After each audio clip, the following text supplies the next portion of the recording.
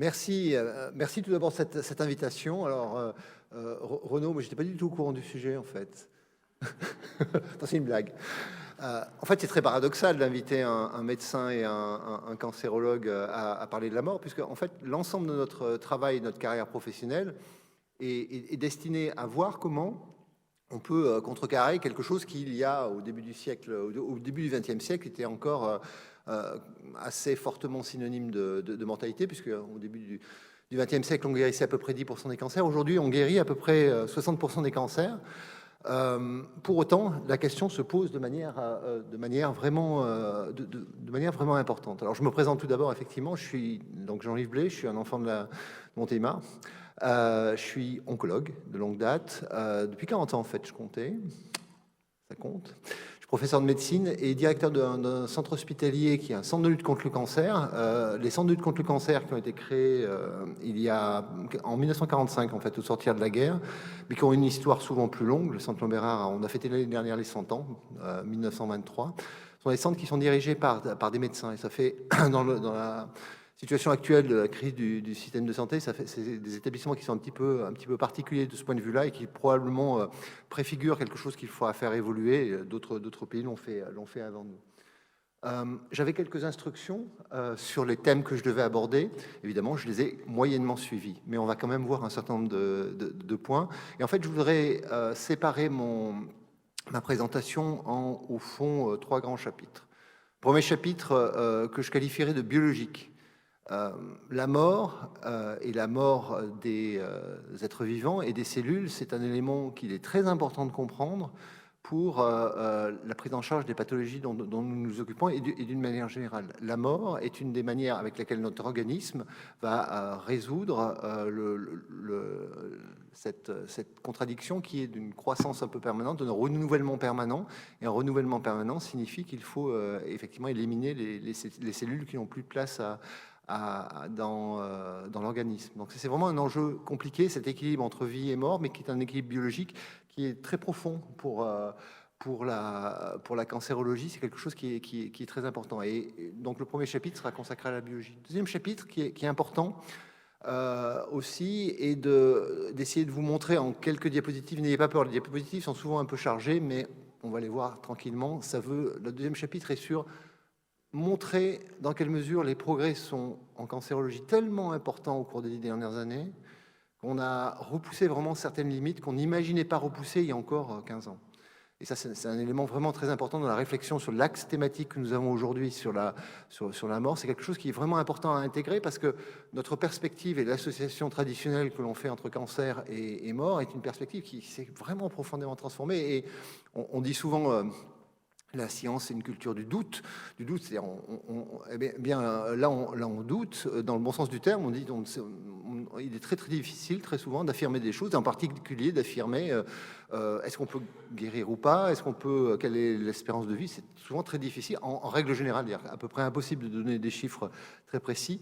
Et c'est ce deuxième chapitre que je voudrais évoquer avec vous. Et le troisième, ça sera celui qui est également très important, je pense, surtout à un moment où le système de santé se transforme, c'est celui de ce qu'on appelle les soins de support, qui sont une composante peut-être certainement sous-estimée dans la prise en charge des patients, absolument centrale, et sur lequel, fort heureusement, les pouvoirs publics ont compris qu'il y avait désormais beaucoup de travail à faire, avec en plus appuyé sur un certain nombre de données scientifiques qui montrent que, au fond, on a besoin de développer davantage des soins de support très tôt dans la prise en charge parce que soutenir et accompagner le patient, la patiente dans les effets secondaires et y compris à un moment où on n'a plus de traitement spécifique est un élément très important. Mais recommençons par notre premier chapitre en parlant du cancer. Qu'est-ce que c'est le cancer ? Le cancer, c'est une cellule qui était au départ normale et qui devient anormale, qui se libère des processus de régulation qui font que en fait, normalement, elle est destinée à mourir. Donc, en fait, de manière un peu schématique, presque caricaturale, mais on pourrait dire que la cellule cancéreuse, c'est une cellule qui ne sait plus comment mourir et accomplir les processus normaux qui l'amènent à mourir. Pourquoi ça ? Eh bien, parce qu'elles sont abîmées dans leur ADN. La première phrase du prix Nobel, Mike Bishop, dans son discours du prix Nobel, c'était « Le cancer, c'est une maladie des gènes. C'est vraiment une phrase très importante, très simple d'abord et très importante. C'est une maladie des gènes de la cellule tumorale. On précise tout d'abord, c'est la cellule tumorale qui a abîmé ces gènes. On sait qu'on a, dans chacune de nos cellules de notre organisme, des milliards et des milliards. On a 3 milliards de ce qu'on appelle des paires de bases dans l'ADN et un peu moins d'une trentaine de milliers de gènes qui nous composent, qui nous définissent, qui sont en quelque sorte notre disque dur, si on veut faire une métaphore informatique. Et c'est ça qui est embêtant, qui est abîmé et qui permet à la cellule tumorale de s'affranchir des mécanismes de mort. Donc, le cancer, c'est une prolifération qui est incontrôlée. La cellule ne sait plus mourir. Et la cellule, elle échappe aux processus normaux, physiologiques, de mort cellulaire qui devraient être opérationnels sur ces cellules. Des gènes qui sont mutés à abîmer. Il y a deux grandes familles de gènes. Je suis schématique, mais c'est réellement à peu près comme ça. On a des gènes qui sont, si on voulait donner une métaphore cette fois-ci de véhicule, c'est des gènes qui sont des accélérateurs, qui sont des oncogènes, qui sont mutés, mais mutés qui fonctionnent trop. Par exemple, des gènes qui font diviser la cellule normale qui deviennent incontrôlées pendant une cellule tumorale, ça s'appelle des oncogènes. Puis des gènes qui sont au contraire des freins, et les freins sont levés parce que les gènes sont abîmés et ne fonctionnent plus. Ce sont ce qu'on appelle des gènes suppresseurs de tumeur. Il est très rare qu'un seul gène soit responsable d'une maladie. En règle générale, c'est une multiplicité de gènes. Vous voyez là ce super schéma incompréhensible, mais en fait dans lequel il y a des centaines, des milliers de gènes, et certaines tumeurs sont porteurs de centaines de milliers de mutations dans leur ADN, 3 milliards de paires de bases, je revenais là-dessus, et des milliers de gènes qui sont mutés, notamment ceux qui sont exposés à des agents très oncogènes, typiquement la fumée du tabac.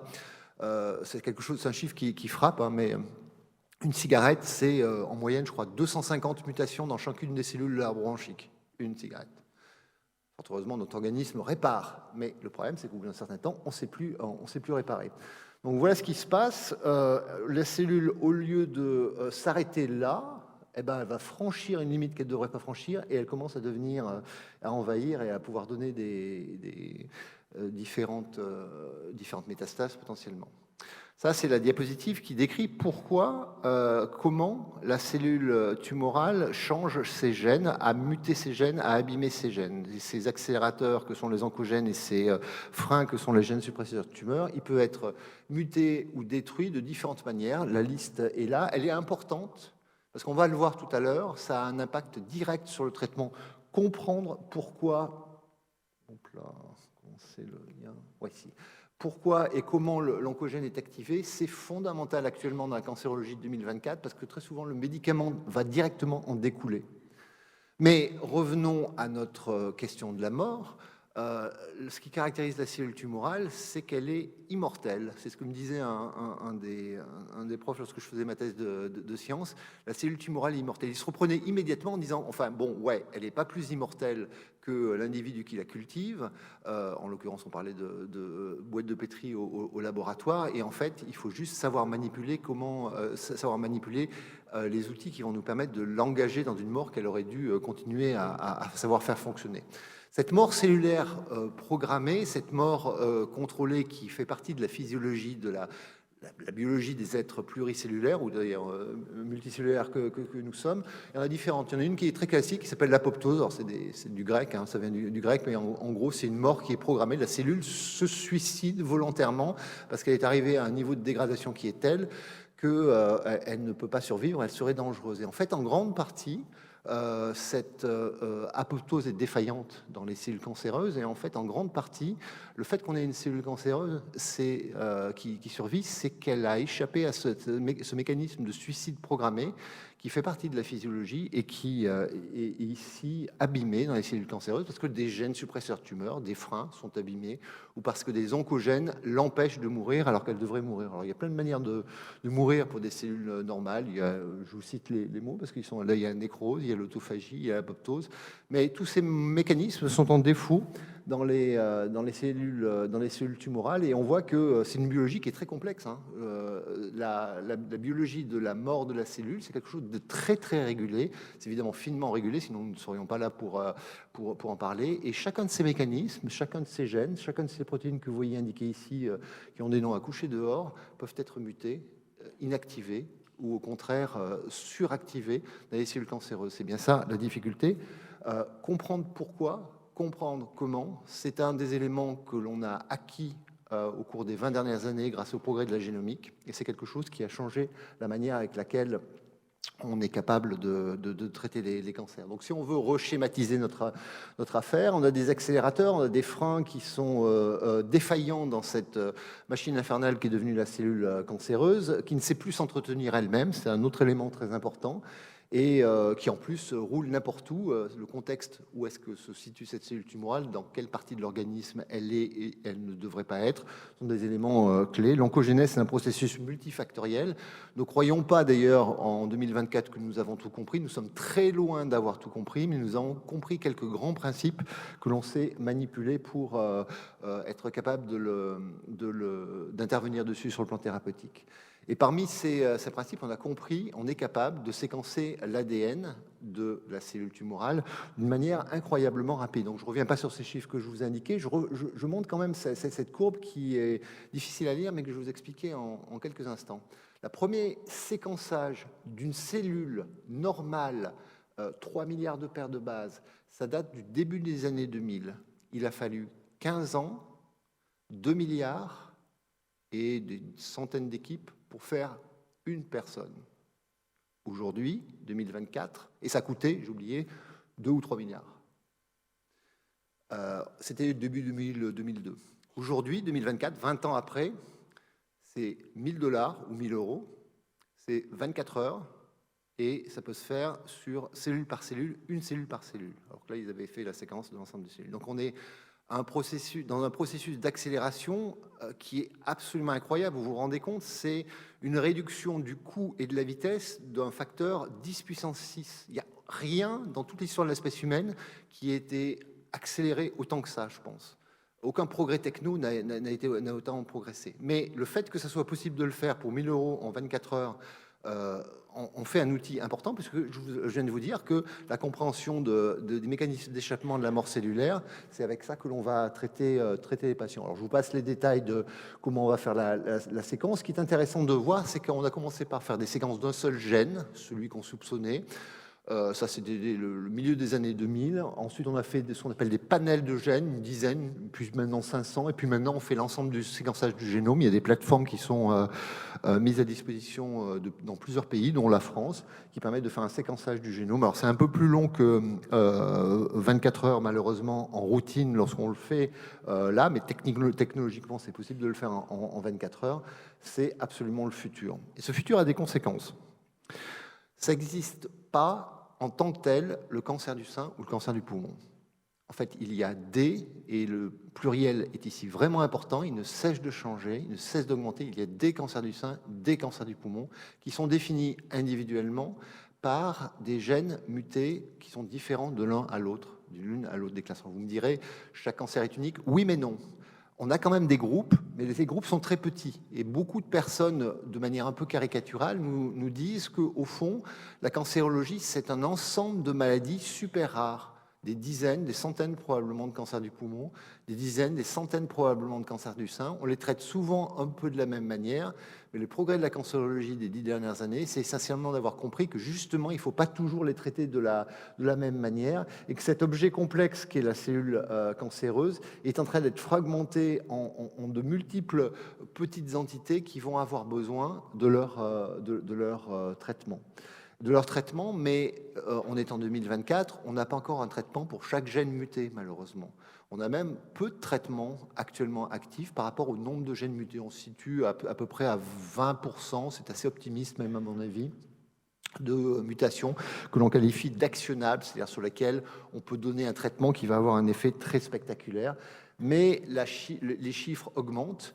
Et probablement, le travail des 20 prochaines années va être de passer de 20% à beaucoup plus. C'est énorme comme travail, mais c'est un travail qui va pouvoir être réalisé grâce au progrès de la biologie, de la technologie et de ce qu'on est capable de faire pour comprendre. En fait, la clé de tout ça, c'est de comprendre ce qui se passe. Quand on comprend ce qui se passe, on est capable d'intervenir sur les événements, évidemment. Donc vous avez compris que en biologie, la mort cellulaire, c'est un élément très régulé et qui pose problème dans le domaine de la cancérologie qui est celui de ma spécialité. Quels sont les impacts de ces découvertes sur les traitements? Les traitements classiques du cancer, et d'ailleurs, on va commencer tout de suite par ça, c'est les chirurgiens qui guérissent le cancer en règle générale. Je ne suis pas chirurgien de main gauche, mais c'est les chirurgiens qui guérissent habituellement les cancers, et la plupart du temps, il n'y a pas besoin de plus que la chirurgie, bon, pour beaucoup de cancers, vraiment. Mais parfois ça ne suffit pas, et surtout on a montré que sur les cancers qui étaient à risque de rechute, il est utile d'y rajouter d'autres choses, dont la radiothérapie, dont la chimiothérapie, dont l'hormonothérapie. En fait, ces traitements ont été classiques, ont été développés au cours du XXe siècle, et ils nous disent globalement que la chirurgie reste l'outil clé, et ça nous permet de faire le diagnostic. On fait un prélèvement, on examine au microscope, et l'examen au microscope nous permet de dire que c'est un cancer, et ensuite on va faire le traitement et en général enlever l'organe ou une partie de l'organe. Lorsque ça n'est pas possible de faire la chirurgie ou lorsque la chirurgie est insuffisante, on complète cela par une radiothérapie. La radiothérapie, c'est très simple, c'est radiation ionisante, découverte par Pierre et Marie Curie, utilisée très tôt, d'ailleurs c'est pour ça qu'elle a eu 2 prix Nobel, par Marie Curie pour le traitement pour des tumeurs superficielles avec des aiguilles de radium.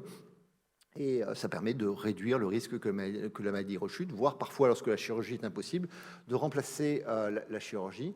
On a la chimiothérapie, et là c'est intéressant parce que sur la question de la mort, ça percute une observation qui est un peu, comment dirais-je, qui est un peu contre-intuitive en fait. La chimiothérapie cytotoxique, ce sont des médicaments dont le but est d'empêcher la division cellulaire, d'une manière générale. Comme on le sait, dans notre organisme, en permanence, la division cellulaire, elle s'opère, ça permet de fabriquer les globules rouges, les globules blancs, de renouveler les muscles, ou que sais-je, les épithéliums du tube digestif ou de la bouche, etc. Donc c'est très important d'avoir une division cellulaire qui est opérationnelle. Et les médicaments de chimiothérapie bloquent ça.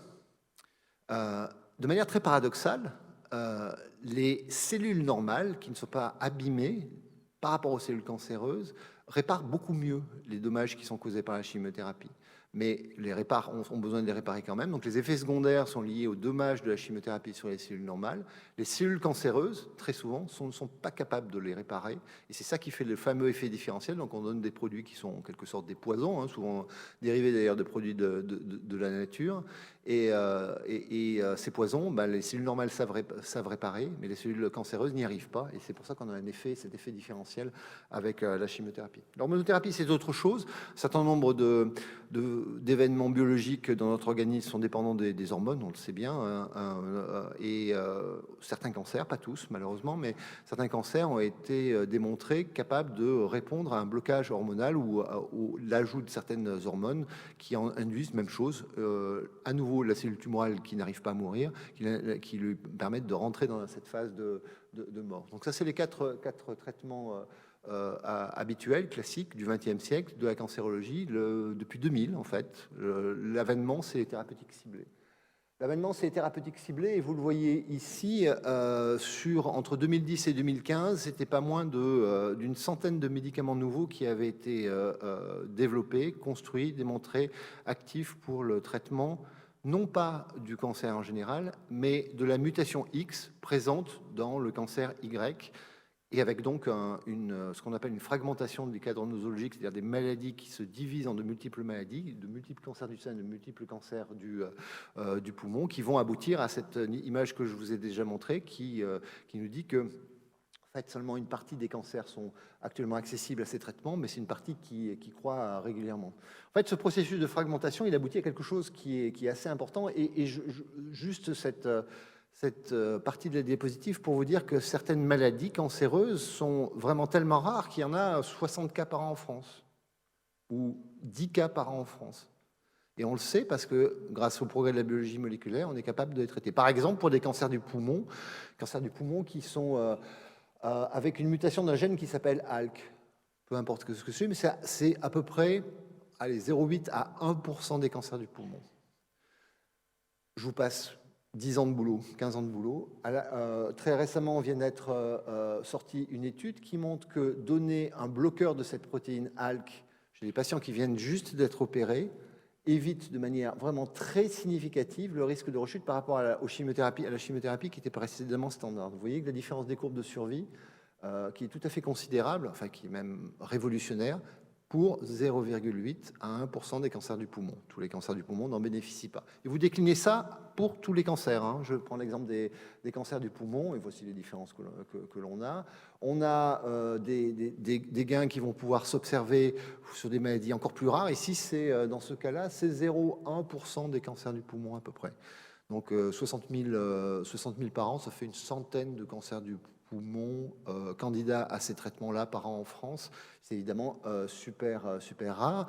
Et c'est vrai pour les cancers fréquents, comme les cancers du poumon, et puis c'est vrai également pour des cancers plus rares, comme les cancers de la thyroïde, où les nouveaux traitements ciblés, par rapport aux vieux traitements ciblés, parce qu'on est déjà au deuxième, troisième, quatrième génération de traitements ciblés, vous voyez, en risque de rechute, on est en train de transformer les choses de manière très significative. Donc vous voyez bien que ces maladies qui étaient avec un pronostic qui était quand même assez redoutable, assez funeste il y a encore quelques mois, sont parfois des maladies qui deviennent, peut-être, on le verra, on en reparlera dans 20 ans, c'est d'ailleurs le temps qui est l'élément clé de cet élément, on est en train d'en guérir de plus en plus, mais je redis là-dessus, c'est 0,x% d'un cancer qui est fréquent combiné, et donc seulement une partie des patients. Notre objectif en cancérologie, c'est de combler, de monter ce mur progressivement, brique par brique, pour régler le problème l'un après l'autre. Donc c'est un travail très considérable et qui évidemment réclame à la fois beaucoup de moyens humains et beaucoup de ressources cliniques et biologiques et de recherche. Mais lorsqu'on regarde sur des séries de dizaines de milliers de patients, c'est les Américains qui ont fait ça, et bien globalement, l'émergence des thérapeutiques ciblées basées sur la compréhension des mutations des oncogènes ou des gènes suppresseurs de tumeurs améliore de manière très très significative la survie. Et ça, c'était une étude qui date maintenant de pratiquement 8 ans. On a continué très largement à progresser. Alors, il y a un autre élément qui a vraiment été très transformant, et c'est une nouvelle arme thérapeutique qui a émergé depuis une quinzaine d'années, sur laquelle nous travaillons à l'imparfait depuis près de 70 ans en fait, c'était l'immunothérapie. Le principe était très simple, on a un système immunitaire, son job c'est de nous permettre d'échapper aux affreuses bactéries et virus qui rôdent partout et d'éviter qu'on décède très rapidement d'infections incontrôlables. C'est son rôle, le système immunitaire. Mais je viens de vous dire que les cellules tumorales étaient mutées sur les gènes. Et les mutations des gènes, ça donne des antigènes. Et les antigènes, c'est ce que reconnaît le système immunitaire. Donc, fort de cette observation, dans les années 1950, les gens ont dit, le système immunitaire, on va essayer de le manipuler pour lui permettre de reconnaître la cellule cancéreuse et de s'en débarrasser. 50 ans de boulot qui n'a pas marché, pour faire court. Vraiment. De manière epsilon. Quelques succès anecdotiques. Et puis le prix Nobel du japonais et de l'américain Allison et Ando, qui a permis de comprendre une chose très importante. La cellule cancéreuse a bien compris, je suis déterministe là, vous m'excuserez, mais a bien compris que le système immunitaire, ce n'était pas bon pour elle. Donc, par avantage sélectif, par sélection darwinienne, elle a développé un moyen pour exprimer des freins au système immunitaire. Ces freins du système immunitaire, ce sont des points de contrôle immunologique, on les appelle. Globalement, ils sont faits pour nous éviter, lorsqu'on a fait une grippe et qu'on est guéri, que les cellules les lymphocytes qui ont détruit le virus et les cellules infectées par le virus continuent à proliférer et finissent par nous tuer. Donc le système de frein naturel du système immunitaire a été détourné par les cellules tumorales pour se débarrasser du système immunitaire. Une fois qu'on a compris ça, parce que ça fait des prix Nobel, une fois qu'on a compris ça, on s'est dit on va bloquer les freins qu'ils ont mis en place. Et effectivement, ça a marché super bien. Donc on est parti des 50 ans où globalement ça marchait pas très très bien. Voilà, voici tout l'historique. Moi je suis rentré là-dedans, j'étais à peu près là quand je suis rentré en recherche dans l'immunothérapie. J'ai eu 20 ans de vache maigre. Mais il y a 5 ans, on avait déjà, vous voyez, des gens qui survivaient, des longs survivants, et puis surtout, la quasi-totalité des cancers étaient concernés. On a continué à progresser, et en fait, on a continué à progresser de manière très significative dans à peu près tous les cancers, avec un certain nombre de concepts qui sont arrivés, qui repoussent encore une fois la question que nous vous posons aujourd'hui, qui est la question de la mort. Globalement, l'immunothérapie appliquée tardivement permet d'obtenir des rémissions très prolongées, probablement des guérisons sur environ 20-25% des patients, à peu près tous les cancers, mais appliquée tôt fait probablement encore mieux. Ça, c'était les premières publications qui montrent la différence entre le vieux traitement et le traitement qui marche en immunothérapie. C'était dans le mélanome, c'était il y a pratiquement 10 ans. On a continué à progresser depuis, mais je voulais montrer cette première publication. Ce qu'il y a, c'est qu'on comprend au jour d'aujourd'hui, et c'est là où nous sommes encore en défaut, nous avons compris que débloquer les freins, ça permettait de traiter le cancer. Ce qu'on n'a pas compris encore, c'est pourquoi de temps en temps ça ne marchait pas.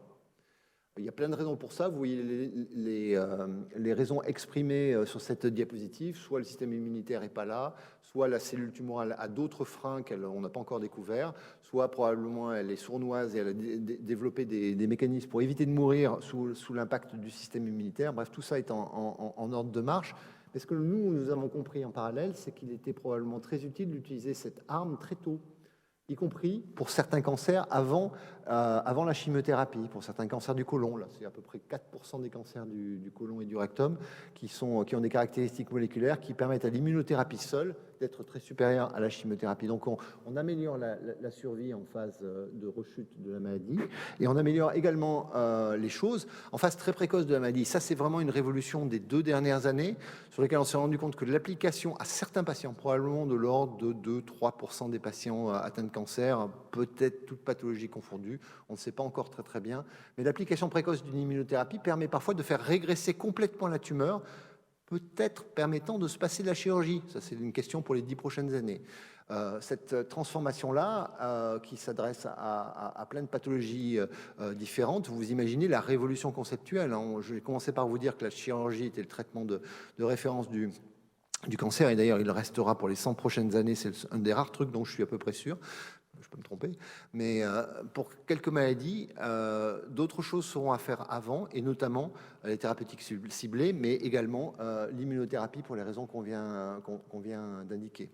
Puis on est capable de faire technologiquement des choses complètement dingues. Alors ça, c'était il y a 2 jours, c'est sorti dans le Lancet. On a pris des cellules de patients qui étaient atteints d'un cancer métastatique et on les a manipulées ex vivo, c'est-à-dire dans les laboratoires, pour leur permettre de reconnaître leurs propres cellules tumorales. Et on a réinjecté ces cellules, donc c'est une autotransfusion de cellules modifiées. Et avec ce traitement pour une maladie qui est assez redoutable, qui fait partie des maladies dont je m'occupe, qui s'appelle les sarcomes, eh ben on a des résultats tout à fait spectaculaires avec des gens qui sont en vie très longtemps. Alors c'est encore un peu tôt, on verra dans 20 ans, mais réellement avec un impact thérapeutique majeur et pour assez peu d'effets secondaires, manipuler le système immunitaire fait énormément de sens. Et puis c'est probablement pas fini. Je vous livre ici des données qui sont plus des données où on se projette dans l'avenir. On s'est rendu compte d'une manière tout à fait étonnante d'un impact de l'immunothérapie sur le futur. Je m'explique. Lorsqu'on a regardé, ça c'est les patients du centre Lambera, mais une série de publications qui ont été faites après, on a regardé quelle était... on a dit on guérit à peu près 60% des cancers actuellement.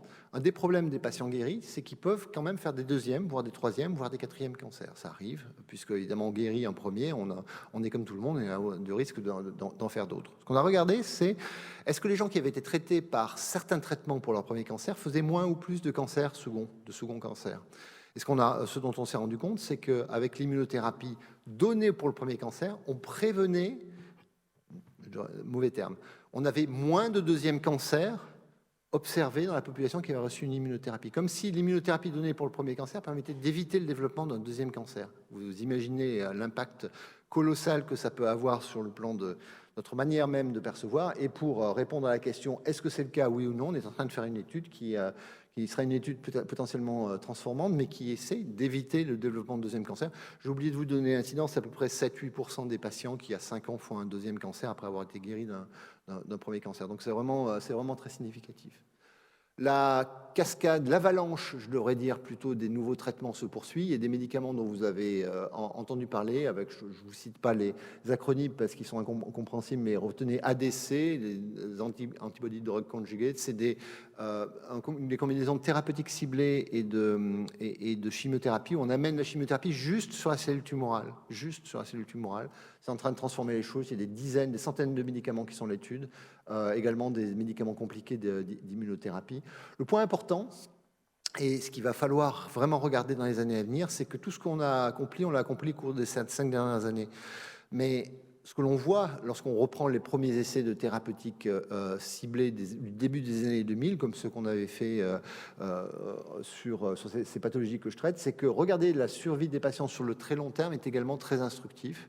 Et on se rend compte, par exemple, qu'il faut probablement maintenir ces traitements très longtemps si on veut obtenir un maximum d'impact. En tout état de cause, on repousse des limites qui étaient inenvisageables. Ici, ce sont des patients qui sont à près de 20 ans de diagnostic de métastase. Lorsqu'ils ont commencé leur traitement, l'espérance de vie de leur maladie était de 12 mois, et on est 20 ans après, et on sait dire un certain nombre de choses, mais on a repoussé des limites indiscutablement. Donc, la mort en biologie, repousser la mort en thérapeutique, c'est une réalité concrète. Maintenant, l'homme est un animal mortel, et en fait, on ne fait que repousser les choses, on en a bien conscience. Et pour repousser les choses, deux éléments importants sont à prendre en considération. D'une part, bien sûr, la quantité de vie, la durée de la vie, mais également la qualité de vie. Et puis, le point très important qui est celui de l'accompagnement. Pourquoi c'est si important l'accompagnement? On a eu une vision assez schématique au fond de la cancérologie pendant très longtemps, où on avait une phase, on va dire, de traitement initial, curative, et puis une phase plus tardive, patient a rechuté, la patiente a rechuté, on ne guérira pas, on dit qu'on est palliatif. À mon avis, ça n'a aucun sens. Dire ça, c'est blanc-noir, c'est pas vrai. C'est gris, et avec absolument toutes les nuances du gris, la réalité des choses. Et la réalité des choses, c'est en même temps de se dire que sur cette période de l'ensemble du parcours du trajet du patient, en tout état de cause, il est important d'apporter autre chose que les traitements que je viens de vous développer dans la deuxième partie. Car l'objectif que l'on a quand on soigne des patients, ce n'est pas un objectif numérique d'améliorer la quantité de vie, c'est également, et surtout, je dirais même, un objectif d'améliorer la quantité et la qualité de la vie. Donc, apprendre et aider le patient ou la patiente à vivre pendant le traitement ou après le cancer sont des objectifs très importants. Et c'est ça le concept des soins de support. C'est un concept qui a évolué et qui, globalement, a été souligné très tôt dans les différents plans cancer qui ont été développés dans notre pays. Le premier plan cancer, c'était une des mesures du plan cancer numéro 1, la mesure 42, qui indiquait que les soins de support devaient être introduits tôt, notamment en phase d'avancée de la maladie, en phase avancée de la maladie, tout en soulignant qu'il pouvait être également recommandé de les appliquer plus tôt. Ce concept des soins de support recouvre différents chapitres. Il y a celui de la douleur, il y a celui de la fatigue, de la qualité de vie, des troubles nutritionnels, des troubles digestifs, des troubles respiratoires. Il y a celui de l'accompagnement de fin de vie, particulièrement important et d'actualité actuellement avec le processus législatif qui est en cours. En tout cas, on ne peut pas ne pas s'y intéresser. Il faut le repérer. C'était une des leçons du premier plan cancer. Le deuxième plan cancer était plus riche sur ce chapitre, avec des mesures qui sont listées ici, que je vais pas détailler, mais qui montrent bien que l'attention était portée davantage sur ce point-là. Même chose sur le troisième plan cancer, avec encore plus de soutien sur l'accompagnement. Ceci étant dit, sur ces différentes instructions, elles ont parfois été un peu difficiles à mettre en œuvre parce qu'on le sait, la démographie médicale et soignante est plutôt en berne dans notre pays, comme d'ailleurs sur l'ensemble de la planète, puisque l'OMS rappelait qu'il y a 10 millions de médecins qui manquent à l'appel, et ça s'aggraver encore dans les années à venir sur l'ensemble de la planète. 10 millions de médecins. Donc on a quand même un problème de formation qui va devoir être résolu si on veut faire ça. Mais revenons à notre sujet. Ces soins de support socles et des soins de support complémentaires sont identifiés par la direction générale de l'offre de soins, ce qui coordonne en gros notre prise en charge quand on est hospitalisé ou quand on est à domicile, et considère que ces soins de support, comme d'autres soins de support plus secondaires, doivent être intégrés dans le parcours du patient. On est actuellement dans une quatrième phase de plan cancer, ça s'appelle une stratégie décennale. Et là, toujours, la qualité de vie est au centre du dispositif, puisque c'est même un axe complet du plan cancer, avec un référentiel organisationnel qui est proposé, qui permet d'accompagner. Donc pour ça, il faut un médecin, il faut une équipe soignante qui permet d'accompagner le patient, et puis différentes structures qui peuvent aider cet accompagnement au sein de l'hôpital, en ville, également latéraux, sans oublier les aidants, le conjoint, les enfants, les parents souvent qui accompagnent. Pourquoi c'est si important et pourquoi il y a eu ce processus qui s'est développé au cours des 20 dernières années, vous l'avez remarqué d'ailleurs, absolument en parallèle avec les progrès de la biologie, c'est-à-dire que c'est deux processus qui ont progressé en parallèle, qui ont amené une meilleure qualité de la prise en charge, avec en tout cas une ambition de meilleure qualité de la prise en charge. Et pourquoi c'est arrivé dans des recommandations de pratique? Eh bien parce que plusieurs études ont démontré que, à l'instar de ce qu'on avait vu avec les thérapeutiques ciblées sur lesquelles j'ai un peu élaboré, eh bien l'intégration précoce des soins de support, l'accompagnement du patient dans toutes ces dimensions symptomatiques, y compris en fin de parcours thérapeutique, y compris en fin de vie, améliore de manière très significative, bien sûr, la qualité de vie, mais également la quantité de vie. C'était montré dans plusieurs études clés qui disent que ces soins de support, il faut les intégrer très tôt dans le parcours thérapeutique, sans doute dès le début de la rechute. Alors c'est bien de le dire, c'est plus compliqué de le faire dans l'état actuel des ressources humaines dans les systèmes de santé, mais c'est quelque chose vers lequel nous devons tendre, et c'est d'ailleurs quelque chose qui fait partie, au même titre que la chimiothérapie, l'immunothérapie et tout ce que je vous ai indiqué, comme des outils clés pour une meilleure prise en charge des patients. Donc on a besoin d'accompagner les patients, et c'est vrai qu'on a besoin d'accompagner les patients dans ce contexte où on a repoussé les limites au cours des 20 dernières années avec les thérapeutiques nouvelles. C'est un enjeu, puisqu'on est les certitudes que l'on pouvait avoir, c'est-à-dire avec devant tel cancer, avec une rechute comme ça, et les traitements qui a échoué, globalement on sait que ça va pas aller loin et que l'espérance de vie est de quelques mois. Maintenant c'est plus vrai. On a beaucoup d'incertitudes positives, au sens où on voit que les choses vont plutôt bien. Et ces incertitudes qui sont celles du patient, et du médecin, mais on doit apprendre à les traiter ensemble. Une des premières incertitudes étant, bien entendu, qu'est-ce que je peux attendre de la vie et quelle est l'espérance de vie que j'ai devant moi. En tout cas, c'est un sujet qui est fondamental et qui accompagne ces progrès de la biologie et de la thérapeutique que je vous ai indiqués au cours de cet exposé.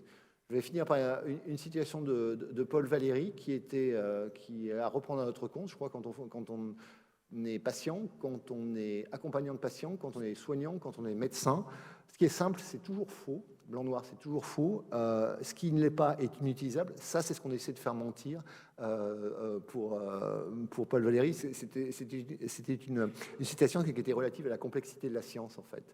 En fait, on a bien vu que c'était possible de l'utiliser, cette complexité, si on arrive à la comprendre, et c'est l'extraordinaire efficacité du processus scientifique qui nous permet de le faire.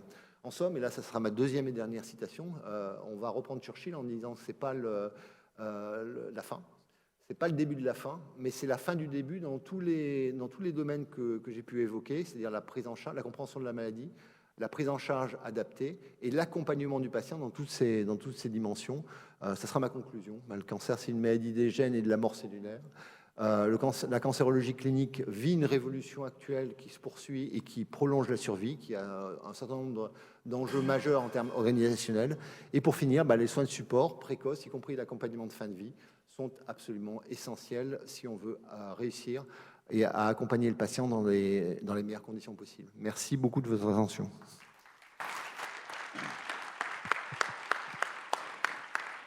Eh ben, merci beaucoup Jean-Yves Blais pour ce panorama entre biologie et sciences peut-être des soins de support. Maintenant, je vais me tourner vers le docteur Jean-Loup Mousset. Alors, vous êtes aussi oncologue, vous êtes initiateur, voilà, je vais prendre un micro, initiateur des centres ressources en France, et aussi initiateur de ce qu'on appelle, pour faire un peu le lien, des pactes, c'est ça? Oui. Qui sont des... ça, oui. Vous pouvez nous en dire un peu plus sur ce qu'on appelle les pactes, ou en tout cas comme ça, pour faire le lien avec ce que vous a dit un peu. Effectivement, bonjour. Je vais rebondir effectivement sur ce qu'a dit Jean-Yves Blais, cette évolution magnifique. C'est évident que quand le cancer est guéri, enfin maîtrisé, et effectivement c'est le temps qui nous dit si c'est guéri ou pas, y a tout, entre guillemets, tout semble disparaître, il n'y a plus de problème.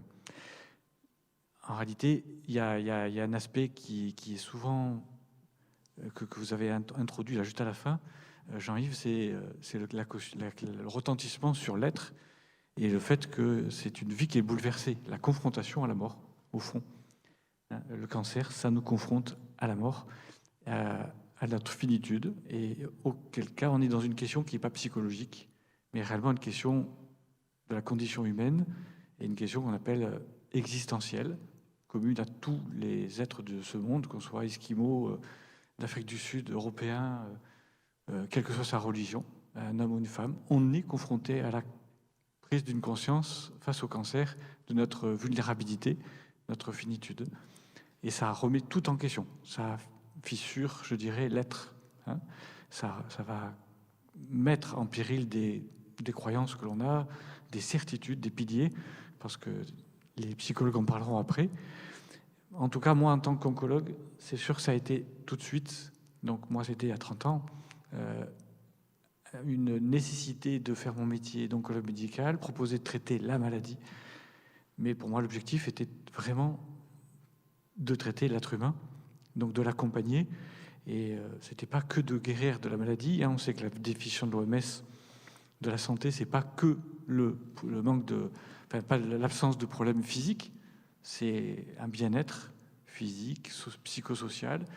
Et il faudrait rajouter à ces définitions, c'est aussi un bien-être en fait sur le plan existentiel. Donc sur les dimensions dont j'ai parlé, retrouver une paix et une sérénité face à la question de l'existence et sur la question de la mort notamment. Et là, j'aimerais aussi vous poser la question, vous, en tant que, on en avait parlé un peu en tant que médecin, comment on apprend ou comment on n'apprend pas à dire, ou en tout cas à donner le diagnostic, du diagnostic soit de maladie, soit de fin de vie. Comment on fait aussi quand on est jeune médecin ou jeune sur ces questions-là?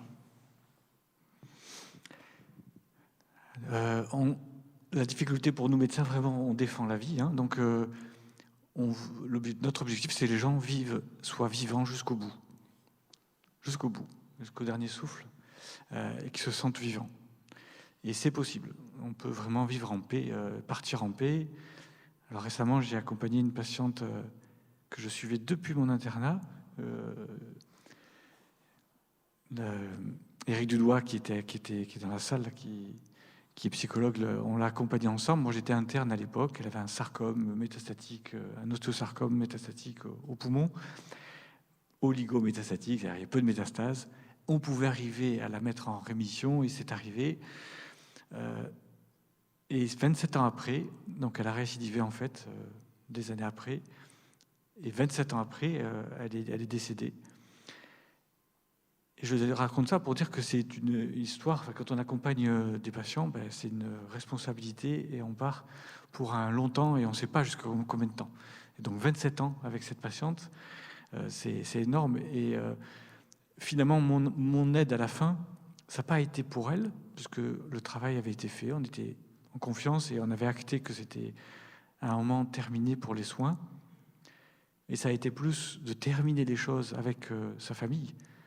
Et donc, quand elle a choisi de mourir à la maison, entourée de sa famille, et ça s'est passé en paix, c'était important d'apporter le point final et de venir un dimanche discuter avec le mari et les enfants, et de parler d'elle, et de parler en fait pendant 1 heure de ce parcours de 27 ans qui n'était pas un échec, parce qu'elle avait vécu 27 ans, vraiment. Ça avait été une vie importante, une vie heureuse, et elle a laissé à ses enfants vraiment quelque chose.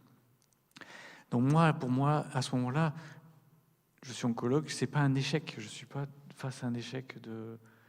Bon, on peut se dire 27 ans, c'est super, c'était pas ce qui était pronostiqué au départ, même si on pouvait l'espérer, mais au-delà de ça, c'est jusqu'à la fin que c'est important, parce qu'il fallait que ça se termine bien aussi, et que la famille, il y a le chagrin de la séparation, mais il n'y a pas le sentiment d'un échec vis-à-vis de cet accompagnement et de toute cette vie avec le cancer. D'accord, et vous parlez donc des accompagnements de fin de vie ou de ce qu'on appelle médecine intégrative, soins palliatifs. On peut peut-être nous faire un panorama de ce qui existe aussi dans les choses pour accompagner les gens dans cet endroit de fin de vie. Voilà, effectivement, pour arriver à ces histoires qui se terminent bien, même si elles semblent se terminer mal par le décès, le succès, c'est que vraiment on aide à accompagner la vie et qu'on ne soit pas centré sur la maladie. Il y a la réalité de la maladie, on s'en occupe, il y a les médecins, mais c'est important d'apporter un cadre et un accompagnement qui permettent vraiment d'être dans la vie et pas juste un survivant. Donc c'est ça la différence. D'ailleurs, nous, médecins, c'est comme ça, on montre des courbes de survie. Mais ce que veulent les gens, c'est vivre. Hein. Si on vous montre des cours de survie il y a 20 ans, super, 60% des gens survivent, mais après on vous montrait que les conditions de survie, c'est ils sont avec un respirateur, ils peuvent plus parler, ils peuvent plus manger. Vous diriez, ouais, c'est bien gentil, mais là, c'est pas une survie acceptable.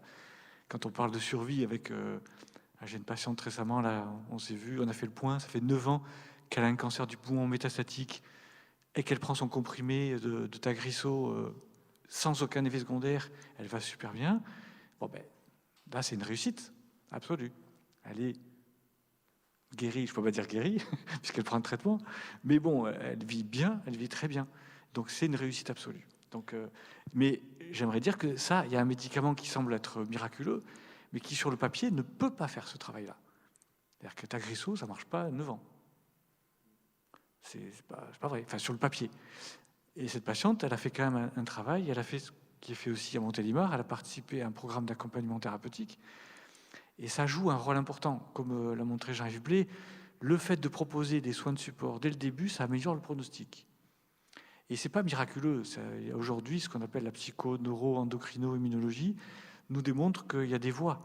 D'ailleurs, une des voies principales, une des grandes voies, c'est l'amélioration de la réponse de l'immunité, dont on a vu tout à l'heure que par médicament, on peut l'activer, mais par nos comportements, le sommeil, l'activité physique, la gestion du stress, certains composés comme la vitamine D, le zinc, les probiotiques vont modifier la réponse de l'immunité.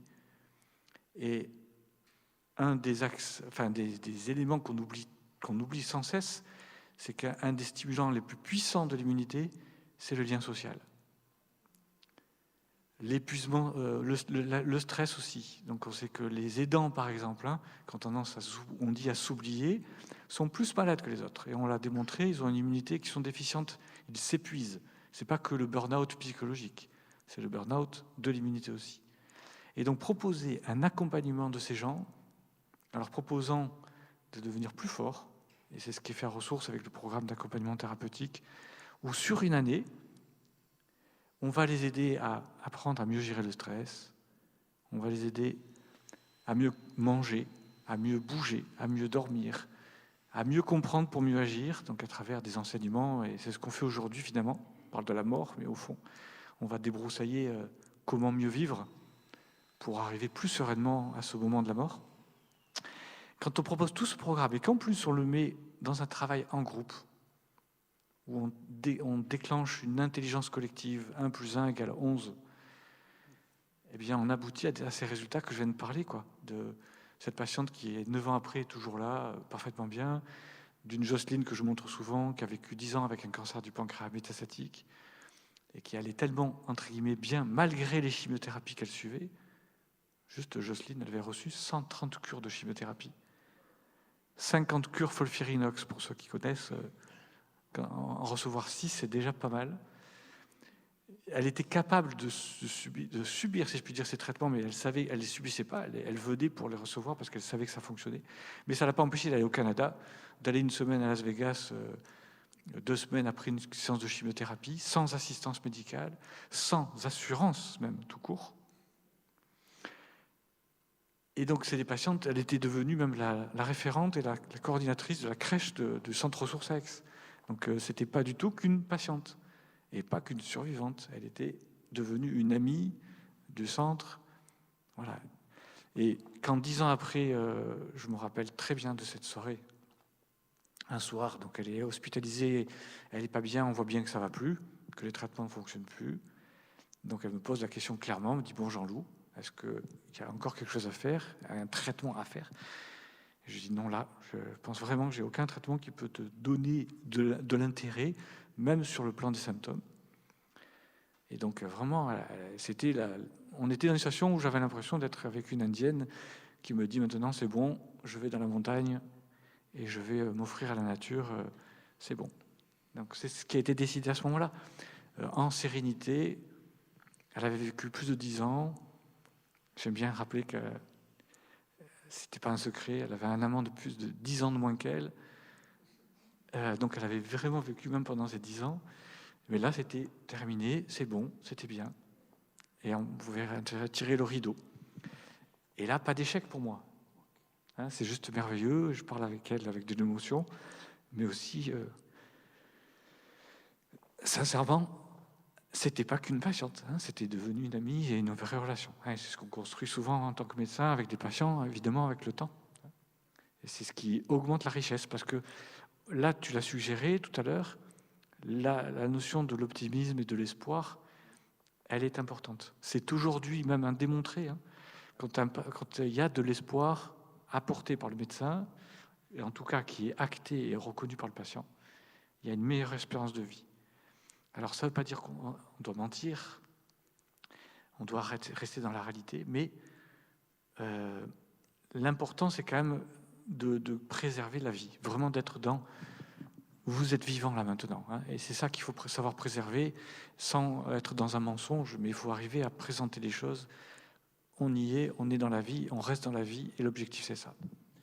Et du coup, je me posais la question, parce que là, voilà, peut-être on avait une vision de fois un peu binaire de la médecine, avec d'un côté la médecine qui serait très technique, et puis peut-être d'autres choses comme vous avez développé autour de la question de l'optimisme, autour de la question de l'accompagnement.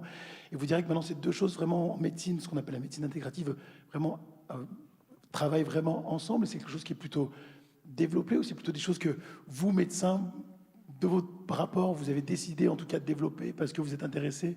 Enfin, je me pose la question dans la formation, dans ces choses-là. Est-ce que scientifiquement, on en est où avec ça? Ça évolue beaucoup. Les soins de support aujourd'hui voilà, c'est une évidence. Effectivement, je suis d'accord avec Jean-Yves aussi pour dire c'est à la fois une évidence et à la fois il y a encore besoin de comprendre à quel point c'est essentiel.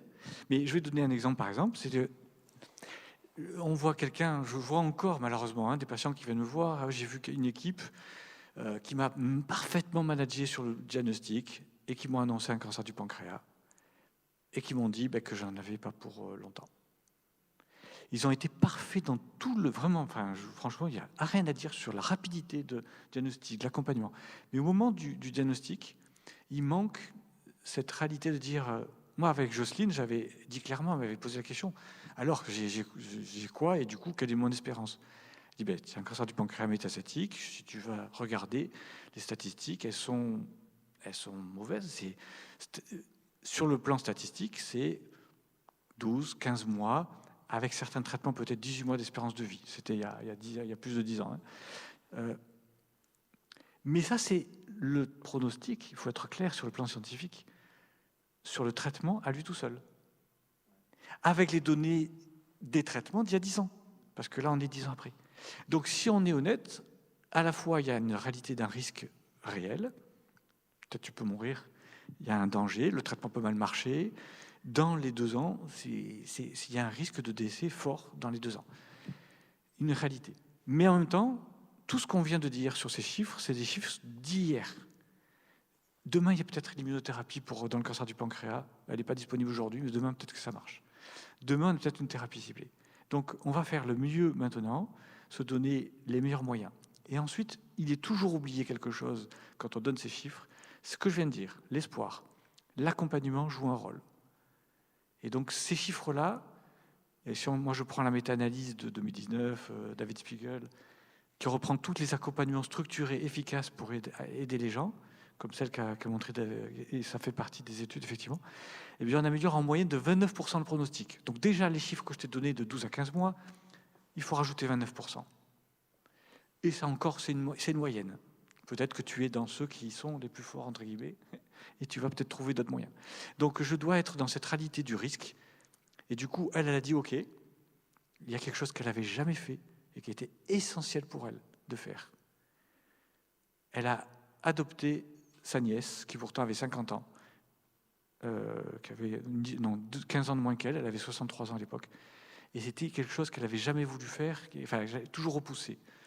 Je le fais, c'était essentiel pour elle, pouvoir faire une forme d'héritage, c'était essentiel pour elle de le faire. Et elle m'a avoué que parce qu'elle a fait ça, elle s'est traitée, elle était venue au traitement régulièrement, mais elle ne pensait plus au cancer. Elle pensait à la vie.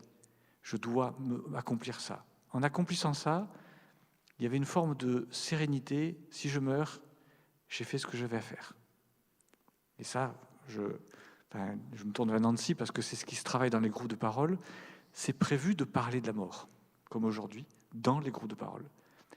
Parce que c'est important de poser les actes, de dire imaginez, on fait cet exercice quoi, dans l'année. Imaginez que vous n'avez que 48 heures, qu'un mois devant vous. Qu'est-ce qu'il faut que vous accomplissiez pour que vous puissiez partir avec le sourire? En vous disant, ça c'est fait. Eh bien, Jocelyne, elle avait accompli ce qu'elle devait faire et elle pouvait partir sereine. Et ça ne l'a pas empêché, comme on a dit aujourd'hui, c'est pas parce qu'on parle de la mort qu'on meurt. Elle a préparé son testament, tout fait. Ben, elle a vécu 10 ans. Voilà. Donc ça ne l'a pas tué de parler de la mort. Peut-être que voilà, certaines peuvent commencer à préparer des questions. On va ouvrir un peu sur la question aussi des échanges avec vous tous. Voilà, il y a des gens qui auront des micros, donc si jamais, n'hésitez pas à lever la main. Moi, j'aurais peut-être une dernière question aussi autour de la question en tant que... Comment ça se passe aussi dans les écoles de médecins sur cette question de la mort? Est-ce que c'est quelque chose qui est abordé, de comment on annonce ça, de comment on est préparé à ça en tant que médecin?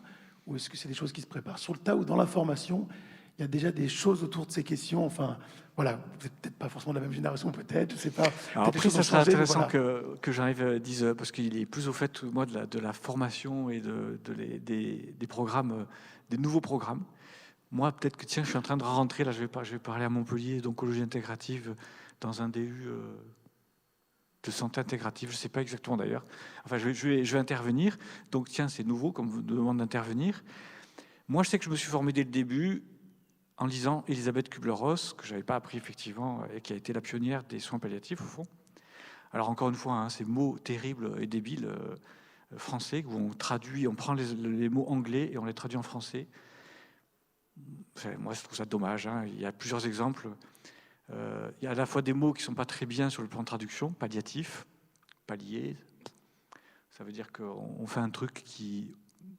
C'est le dernier recours, ou ça ne sert pas à grand-chose. Moi, je trouve ça essentiel. On vient de dire que les soins de confort, moi, je préférais qu'on utilise le terme de soins de confort. Et confort n'est pas péjoratif. Les soins de confort qu'on applique, c'est donc Elisabeth Kubler-Ross qui les a amenés en avant. On utilise des mots comme tumeur, le mot tumor en américain, qu'on aurait dû traduire par néoplasme, lésion cancéreuse, mais pas tumeur, parce que dire à un patient, est-ce que je vais me guérir de ma tumeur? Ouais. C'est pas terrible. Après, on peut se servir de ça pour se dire, puisqu'on parle de la mort, donc avec Elisabeth Kubler-Ross, pour moi, ça m'a permis de démystifier la peur de la mort, parce que je trouve qu'elle a un travail qui démontre que la mort n'existe pas. Et si on s'amuse avec le langage des oiseaux, vous connaissez peut-être la langue des oiseaux, c'est une langue où on écoute et on ne reprend pas le mot écrit. Par exemple, l'âme hors. Plutôt que de dire la mort, c'est l'âme qui est hors du corps. Et donc, évidemment que d'envisager ça comme ça, moi, avec Elisabeth Kubler-Ross, qui a été mon meilleur intervenant, on peut le trouver à la fac, on peut le trouver dans des livres. Et donc, ça a été une enseignante extraordinaire qui m'a permis d'être à l'aise avec la question de la mort. Parce que quand il y a un moment où c'est le moment de la mort, quand même, on ne peut pas être dans l'optimisme. Enfin, je m'excuse de rester optimiste, mais il peut être important de dire c'est l'heure.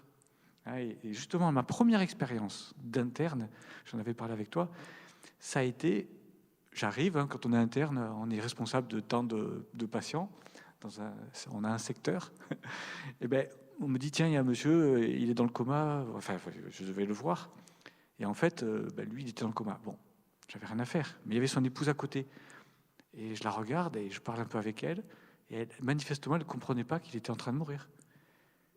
Et moi, je débarque à peine, et c'était dans le coma depuis déjà, je crois, une semaine. Et donc, le fait de parler avec elle et de lui faire réaliser qu'elle était en train de mourir, ça a été essentiel. Et je lui ai dit, bon, il est dans le coma, est-ce qu'il a dit au revoir à tout le monde avant d'entrer dans le coma? Elle me dit, non, il y a son fils qu'on attend. Et je dis, voilà, il faut absolument qu'il vienne, et que même s'il est dans le coma, qu'il puisse se dire au revoir. Eh bien, il est arrivé 2 jours après, et il est rentré, le patient a ouvert les yeux, quand il est arrivé, et il est mort quelques heures après. Et ça a été tellement fort pour cette patiente, pour cette épouse, de réaliser, parce qu'elle ne réalisait pas qu'il était en train de mourir, et elle était en train de passer à côté de ses derniers jours. Ça a été tellement fort pour elle, ce moment-là, que cette dame, je la vois tous les ans, on s'est au téléphone, alors que je l'ai accompagnée 3 jours. J'étais qu'interne, mais elle et mon épouse, elle nous invite tous les ans à venir manger. Et ça a été un moment extrêmement important pour elle. Son mari avait 50 ans à l'époque, quand elle a quitté, quoi. Donc elle est veuve depuis plus de 20 ans. Elle a, entre guillemets, pas refait sa vie. Mais pour elle, ça n'a pas été, c'était pas important.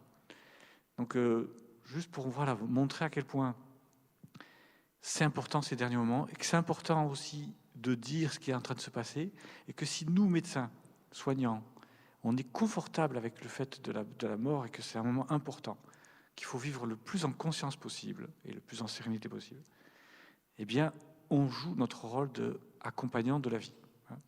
Et c'est important parce que si la personne s'en va, mais les accompagnants, les deuils malheureusement qui peuvent devenir pathologiques, je pense que c'est aussi notre rôle de les travailler. Voilà. Et donc je pense que l'enseignement à la fac de médecine doit être, je ne sais pas si c'est prévu ce genre de travail, mais ça me paraît très essentiel. À mon époque, ça n'existait pas. J'ai eu la chance d'avoir des enseignants extérieurs, mais je pense que ça a dû progresser quand même. Ouais, je me tourne peut-être vers Jean-Yves Blais pour qu'il nous raconte un peu comment ça se passe, l'enseignement autour de ces questions, s'il existe ou pas d'ailleurs. Alors, il n'existait pas ou peu formellement, sous forme de cours. Il existe désormais mieux. Il y a une réforme des études de médecine qui prévoit des modes d'entrée qui sont différents en première année. On a le concours de première année, puis on a des voies parallèles. Par exemple, une formation en psycho peut permettre, avec une mineure santé, de rentrer. Ça va certainement dans le bon sens, ça méritera d'être évalué. En fait, tout ce que dit Jean-Loup, c'est quelque chose qui est fondamental une fois qu'on a acquis le corpus de connaissances, en fait. Et c'est là où la formation un peu plus tardive, on va dire 5 ans, 6 ans, début de l'internat, c'est à ce moment-là où ça se joue, je pense. À cet endroit-là, ça n'est pas vraiment structuré en dehors de...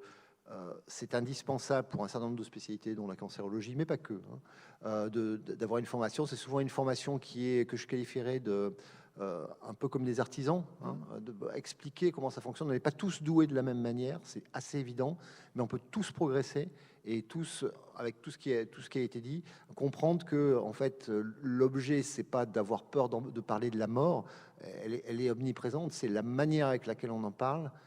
Et d'accompagner. J'ai bien aimé ce que tu disais sur tout a été fait parfaitement, ils ont voulu aller ailleurs. Alors, tout a été fait parfaitement sur le plan technique, j'ai aucun doute. C'est la manière avec laquelle on a annoncé les choses qui a été finalement le plus douloureux, pas ce qui a été fait. Et ça, c'est vraiment quelque chose qu'on doit avoir en tête. J'ai un souvenir très vivant d'un jeune patient, c'était vraiment il y a quelques décennies, que j'avais soigné, qui n'allait pas bien, il avait 23-24 ans, et qui était passé avec l'équipe des soins de support qui m'accompagnait, et qui est revenu me voir une fois en consultation en me disant j'ai besoin de vous voir pour que vous leur disiez que j'ai bien compris que j'allais mourir, mais j'avais besoin qu'on arrête de me le dire. Et quand vous prenez ça en pleine figure, vous avez un petit temps de latence. Et en fait, c'était fondamental. C'était d'ailleurs fondamental pour l'équipe de soins de support parce qu'on ne réalise pas en fait l'agression que l'on fait si on ne parle pas de manière appropriée. Le problème n'est pas de parler de la mort. De toute façon, la mort, dans l'état actuel des choses, dans cette salle, dans 100 ans, probablement, on ne sera plus là. Hein. Mais c'est comment on en parle. Vraiment. Et ça, on a besoin de l'apprendre. Je crois que c'est encore un peu trop artisanal, mais je crois qu'il y a des techniques. La prise de conscience de la médecine intégrative, de l'importance des soins de support. La ministre va d'ailleurs faire une annonce assez importante ce lundi sur un financement renforcé des soins de support, montre bien l'attention qu'il y a sur ce processus quand même. Et ça rend optimiste. De toute façon, les cancérologues sont de nature optimiste, sinon ils font un autre métier. Hein. Alors peut-être, voilà, si certains ont maintenant des questions, je sais qu'il y a il y a des micros dans la salle. Voilà, n'hésitez pas à vous lever la main. La première question, c'est toujours la plus compliquée. De toute façon, on le sait. On va prendre le temps. Oui, oui. C'est ici. Ça sort un petit peu du sujet, mais parce qu'en fait, vous êtes oncologue et moi, ça concerne la SLA. Et justement, une annonce qui a été hyper Donc la violente. sclérose latérale amyotrophique. Ouais, sur une personne qui va décéder bientôt. Et Justement, elle s'est retrouvée face à quelqu'un qui lui a clairement dit je peux plus rien faire pour vous. C'était la dernière fois qu'on se voyait. Maintenant, vous réfléchissez à comment vous voulez mourir, quoi. Et l'annonce, c'était... Ah, je suis désolée. Ouais, c'est un phénomène qu'on voit souvent. Et c'est vrai que nous, cancérologues, à un moment, on se sent tellement impuissant qu'on peut se protéger et dire oui, je ne peux plus rien pour vous. Alors c'est faux en fait, même le simple fait d'être présent. Et ça c'est encore plus vrai à mon avis pour les hommes que pour les femmes, hein, comme toujours. Pour un homme c'est tellement difficile d'être à côté de sa femme qui accouche et de rien faire. Mais par contre c'est juste essentiel qu'il soit là. Et c'est la meilleure image que je peux donner, c'est que même pour nous médecins c'est pareil. À un moment on a l'impression de ne servir plus à rien. Et la personne dit bon mais je vous revois quand? Et je vous revois dans un mois. Et c'est vrai qu'il faut arriver à dire ça alors qu'on va entre guillemets, mais rien faire du tout. Je ne sais même pas s'il faut faire une prise de sang, mais des fois, il faut même programmer une prise de sang ou un scanner, tant pis, juste pour montrer qu'on est là, on reste présent. Et c'est cette rupture où il faut à travailler pour au moins donner le relais à une équipe de soins palliatifs ou une équipe soignante, mais pas tomber dans ce piège de dire c'est terminé, on ne se voit plus parce que je ne peux plus rien pour vous.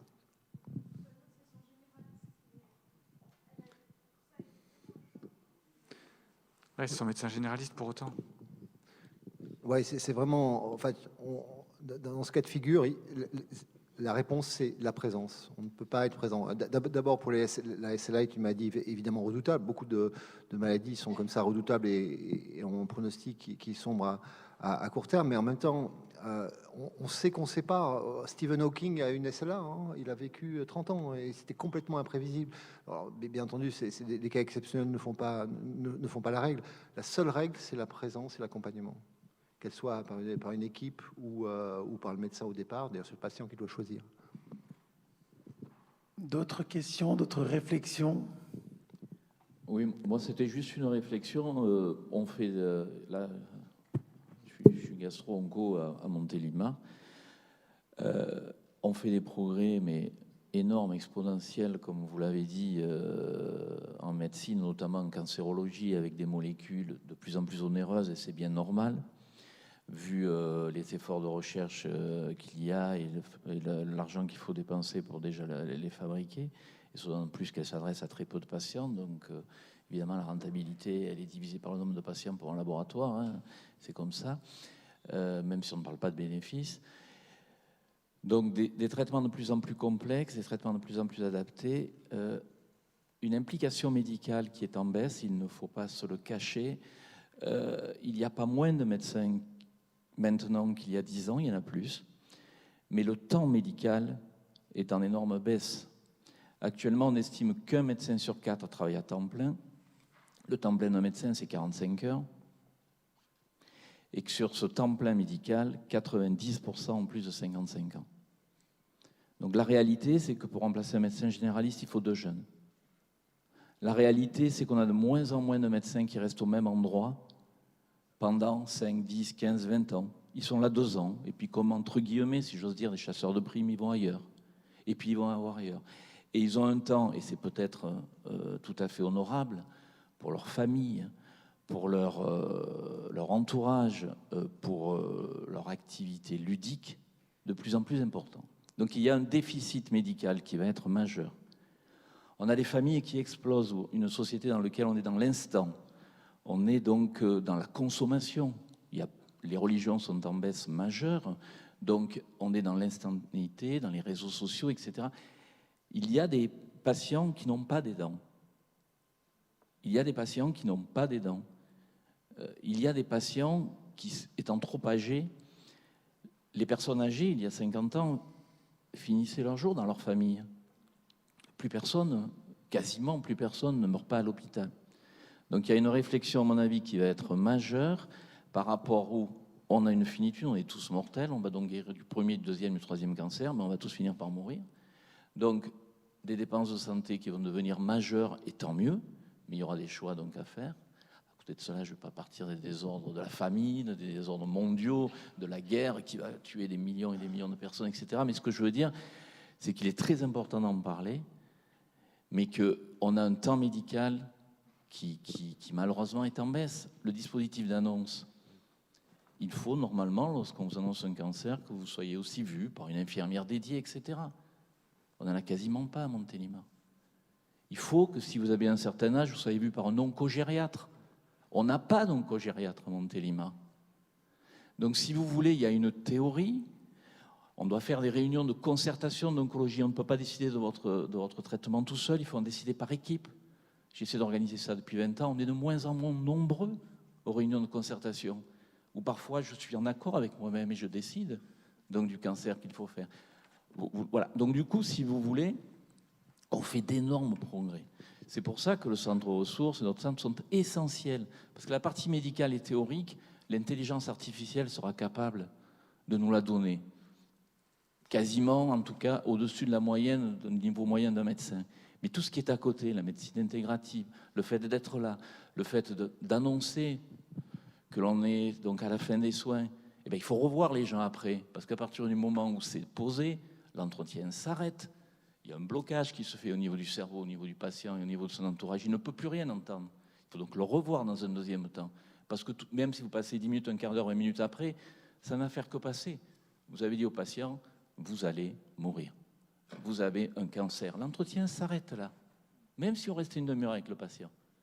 Il faut le revoir après, il faut débriefer, il faut parler. Voilà. Donc du coup, tout ça, c'est du temps. C'est ce qui fait la richesse de notre métier. Mais on est de moins en moins nombreux, malheureusement, à s'investir à ce niveau-là. Juste pour finir, mon fils fait médecine. Première année d'internat, ils ont 1 jour et demi de formation. À notre époque, les labos étaient là. Maintenant, c'est les assureurs qui les reçoivent. 1 journée et demie où on parle de la médecine, une demi-journée sur les 3 demi-journées sur le burn-out. Comment prévenir le burn-out lorsque vous êtes médecin? C'est super. Mais si vous voulez, donc vous êtes jeune, vous êtes... Voilà. Donc du coup, voilà. Et donc l'investissement médical, à mon avis, voilà. Donc il faut multiplier par 2 les postes d'étudiants en médecine. Multiplier par 2, c'est pas multiplier, augmenter de 10%.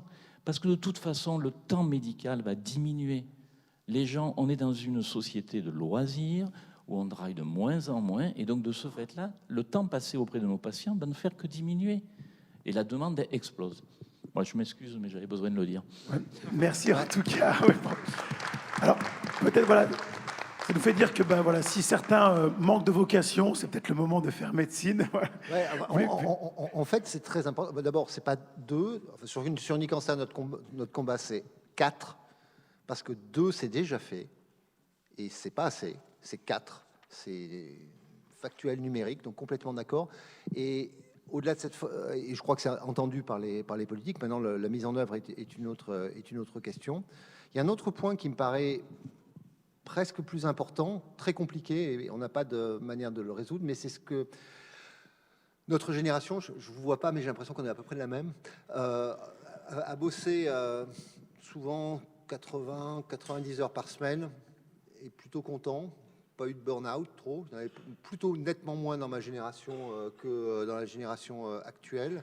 Je pense que c'est pas très raisonnable de bosser 70 à 80 heures par semaine. En tout cas, ça amène un certain nombre de conséquences qu'il faut bien mesurer. Mais en tout cas, si on a du plaisir à travailler, c'est important. Le fond du problème, c'est de réenchanter le système. Si on fait un métier quand même extraordinaire, mais vraiment extraordinaire, ce que l'on fait, soignant, médecin, et c'est incroyable, c'est absolument un métier absolument merveilleux. Ce sera à refaire, je le referai de la même manière avec 90 heures à nouveau. Mais les gens ont oublié de le dire. Effectivement, à 17 heures, on va faire piscine. C'est sympa, les piscines. Moi, je fais piscine aussi, hein, mais c'est pas suffisant. Et réenchanter le système, c'est vraiment quelque chose qu'on doit faire, et c'est une des missions qu'on s'est trouvé. C'est une mission vraiment très difficile, parce que tout est fait dans l'instantanéité que vous évoquiez, la dispersion de l'attention, pour désenchanter le système, en fait. Alors voilà, j'ai peut-être été un peu frustrant, mais pour pouvoir continuer un peu cette journée où il y a encore pas mal d'intervenants et d'intervenantes qui vont intervenir. Peut-être, voilà, si vous voulez continuer les questions, on prendra aussi un vrai temps de pause un peu entre midi et 2. Je sais que vous êtes venu aussi avec votre livre, il me semble. Voilà, vous pourrez continuer à en parler. Il y a un stand. Voilà, je voulais remercier professeur Jean-Yves Blais et docteur Jean-Loup Mousset pour ces quelques réflexions. Peut-être juste pour conclure, si je vous dis en quelques mots, la mort c'est... J'étais pas prévenu là non plus. Ouais. Ce qu'on essaie d'éviter. C'est évité. moi, c'est ce que j'ai dit. C'est un passage, c'est la mort. Ok. Eh ben, merci beaucoup. Je vous invite peut-être à une... Voilà, merci beaucoup Jean-Loup Mousset, merci beaucoup. Merci beaucoup. Merci.